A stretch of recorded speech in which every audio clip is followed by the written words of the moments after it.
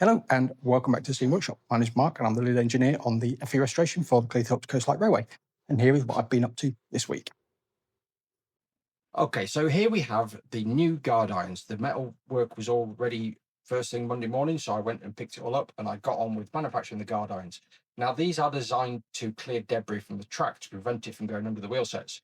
And the originals were too short, which would not have done the job properly. They also were mounted inside the frames and sharing the hardware with the cylinders. I wanted these to be externally mounted and also have all their own hardware, so they are not sharing bolts with anything else. So if I was to loosen these bolts here to remove the guard iron, I'm not going to be interfering with any other piece of equipment on this locomotive. I've just got a few holes left to fill in, and that will be job done in this area. Next bit of plate work I have had cut out is these new brackets, which will be the smoke box saddle.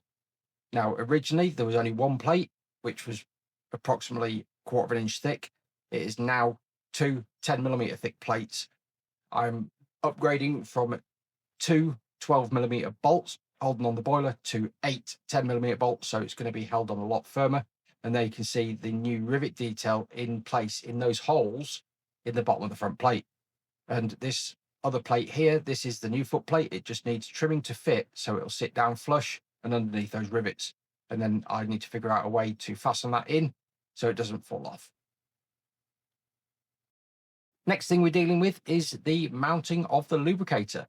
So I have fabricated the new lubricator bracket. This handle, it actually passes through the notch in the bottom of that front smoke box saddle. And here I am manually advancing the lubricator.